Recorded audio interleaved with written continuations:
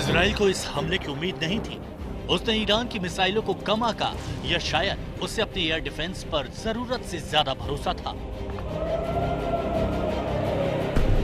तेल अवीव का आसमान रात भर मिसाइलों और इंटरसेप्टर के गोलों से चमकता रहा।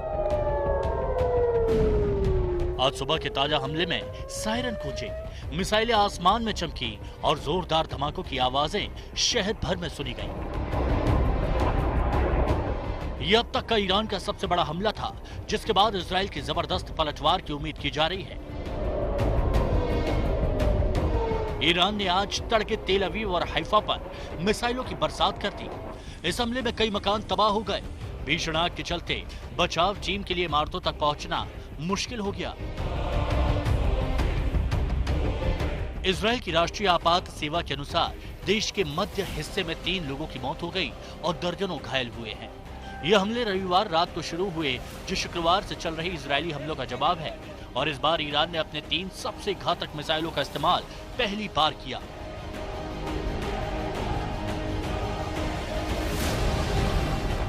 Imad, Ghadir, Kheibar Shekan. Ballistic missile Emad की रेंज 1700 किलोमीटर है, गादिर की रेंज 300 से 2000 किलोमीटर और खैबर शेकर की रेंज लगभग 1450 किलोमीटर है। ईरान के रिवॉल्यूशनरी गार्ड्स ने दावा किया है कि इस बार उसने नए तरीके से हमला किया, जिससे इजराइल की मल्टी लेयर सुरक्षा प्रणालियां एक दूसरे को ही निशाना बनाने लगी।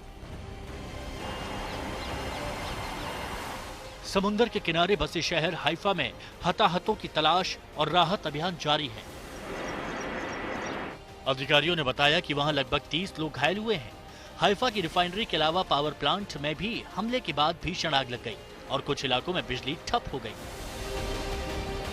तेल अवीव में कई मिसाइलें देखी गईं और जोरदार विस्फोटों की आवाजें वहां और यरूशलेम के ऊपर भी सुनी गईं। एक घनी आबादी वाले मोहल्ले में इमारतों पर मिसाइलें गिरी, जिससे घरों और होटलों की खिड़कियां टूट गईं। विस्फोट कुछ ही 100 मीटर दूर स्थित अमेरिकी दूतावास के परिसर के पास हुआ। ईरान के हमले के बाद आज अमेरिकी दूतावास को बंद रखा गया है।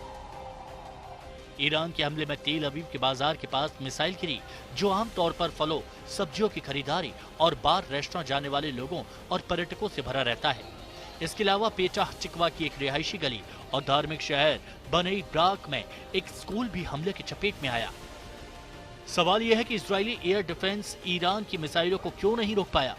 इजरायली अधिकारियों ने कई बार कहा है कि कोई भी रक्षा प्रणाली 100% कारगर नहीं होती, लेकिन इस बार ईरान की ओर से हाइपरसोनिक मिसाइलों से हमले की आशंका भी जताई जा रही है। ईरान का हमला कल दिन के उजाले में शुरू हुआ और शाम ढलते ही हैफा के एक रिहायशी इलाके, तेल अवीव और इजराइल के दक्षिणी इलाकों में हमले तेज हो गए।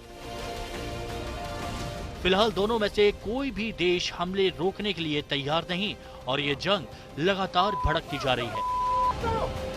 ब्यूरो रिपोर्ट, आज तक।